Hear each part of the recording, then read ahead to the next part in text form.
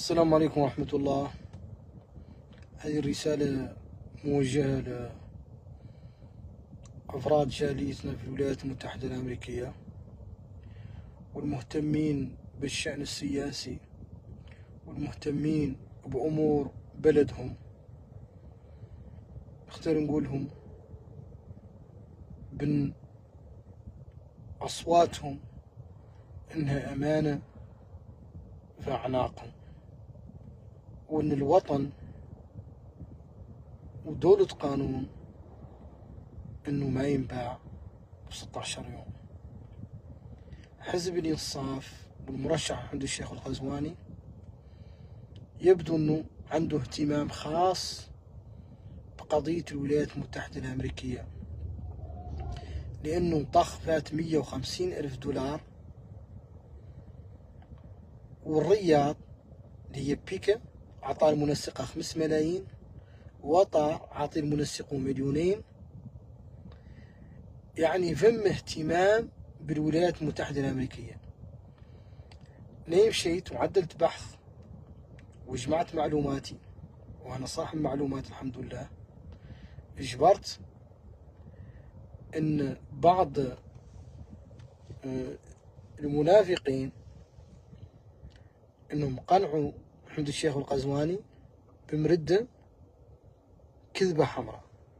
قالوا له نحن لا بد ننجح في أمريكا، كان نعتو المجتمع الدولي ونعتو الولايات المتحدة الأمريكية إن هذا الشباب اللي مشى مهاجر بقانون الرموز، كي يقولوا قانون الرموز، وبيه ولي حويرتي، وبيه إنه ما هو جابر شغله موريتان، إنك تمانك مهجره. أنت محمد الشيخ القزواني مالك هو المهجر. هذا الشباب اللي مهجر راسه، هذا الشباب اللي هرب عن موريتان به إنه قالبوا يتكلم فيها وقالبوا يعبر عن رأيه، قنعوا هو محمد الشيخ القزواني بهذا الكذب. ذا هو اللي خلاهم عاد يضخوا هذا من الأموال في أمريكا. لأن خيمة في تفرغ زينا اليوم مكرية 120,000 وقية للشهر. بسمحي له يعود منسق في أمريكا معطياله أذرت 10,000 دولار، ما هو كاري منها مقر، ولا هو معدل منها مهرجان، ولا هو مولي ناقل منها، يعني نقل ناخبين يوم الزرق. معطيالهم انهم لا يقولوا لبعض الشباب حد منكم زرق لنا، لا ينعطوه 100 دولار ولا 50 دولار. هذا هي حقيقة هذه الفضة اللي جاب حزب الإنصاف والمرشح محمد الشيخ القزواني. وهذا هو الاهتمام اللي عند محمد الشيخ القزواني وزمرته الفاسدة عن الولايات المتحدة الأمريكية. شباب أمريكا وعد المعارضة، والمعارضة هي خيار، وشراء الناخبين محرم في العالم. أنا طلبت من بعض الشباب بأن يترف أنهم رقاج ويعرض عليهم أموال أنهم يسجلوه، لأن عندهم الحق يسجلوه. وهاي الفضة ما أعرف الطريقة اللي حولت بها ووصلت بها أمريكا شنو. نحن بحملة الرئيس بلام الداع عبيد كان عندنا هو شيء من الفضة، مشيناه للرئيس لأن جامعين هون متبرعين به، وكنا قد يبرعوا لأن نشتغلوا كاملين. وذا اللي كرينا به الحملة القاعة البارح، وعدلنا به ذا كامل سونيريزاسيون ذا كامل، مولي موجود ونقدم بروا. أنا قلت للشباب، قلت لهم أي حد تلف لكم وشد معاكم أخبار الفضاء سجلوه، كان نشروا عليه في فيسبوك ليه يسمعوا هي موريتان.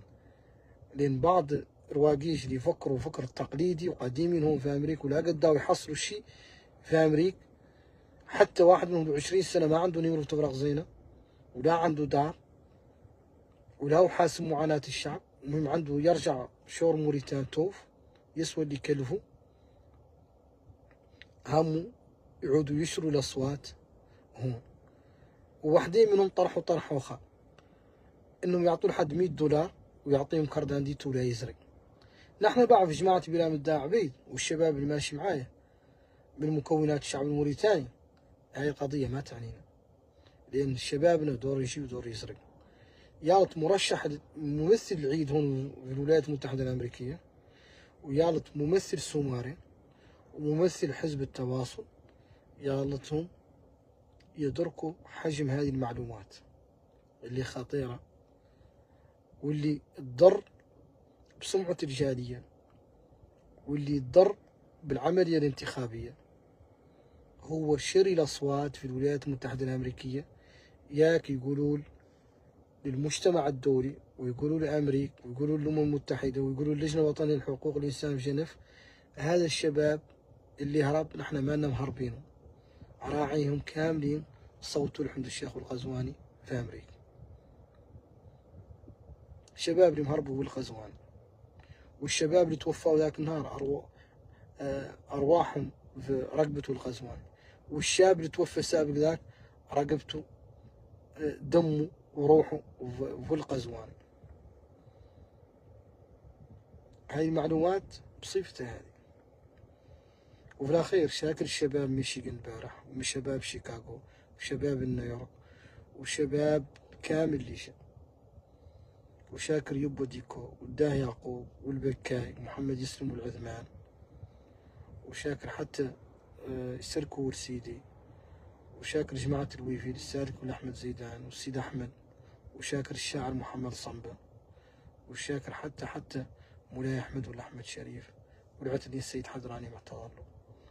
نحن ماشيين في المعركة بقل تكلفة، ماشيين فيها بقل إن عندنا فضة واحدة عاطيها الحد. يعني نضمن لكم عند مولانا مازالوا 7 أيام إن ذو الناس اللي جاتهم من الفضة وهم يشروا الذمم إن دون نوطاو عليهم هون في أمريكا ودون عدلوا ضيف فلتنا هون. والرئيس بلا مداح عبيد وعد الشوط الثاني، لأن حمد الشيخ والقزواني ما يقد يجبر في الداخل معه 20%، ولا يقد يجبر من نواكشوط معه 20%. حمد الشيخ والقزواني كان عنده عدة لقاءات، آخره كان في فرنسا، وكان هو لابد يحضر له لقاء لأنه يعرف أنه لما يقوه علي حملته، يعرف أنه مغلوب. حمد الشيخ والقزواني 2019 معاه والعبد العزيز ومعاه موريتان كاملة، قلبه بالسيف يجبر شي 50%.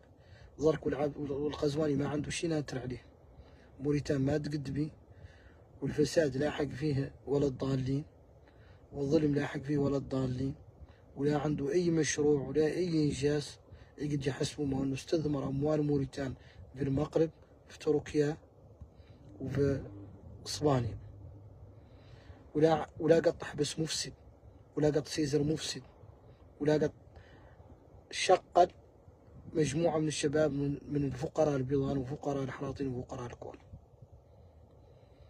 ما يقد يجبر معه 40%، ما يقد يجبر معه 40%. وهو الرئيس بلا مداح عبيد إن شاء الله واعدين الشوط الثاني لا محالة. وراني محذر شباب أمريكا لا تقبلوا يلعبوا فيكم شو من الشوابين هون، بعض الشوابين ماني معمم اللي فشلوا في الحياة وفشلوا انهم يعود عندهم موضع قدم موريتان وموضع قدم سياسي، جايهم شوي من الفضة يعودوا يشربوا بيه كرداديتاتكم ويخسروا بيه مستقبلكم. لا تقبلوها ابدا ابدا ابدا ابدا ابدا. همهم يسوقوا لوزارة الخارجية الامريكية انكم انتم ما مهربكم حمد الشيخ والقزواني. وندوركم هذا البث انتم شباب امريكا اللي معايا تقطعوه وتجروه في المجموعات كاملين. والسلام عليكم ورحمة الله.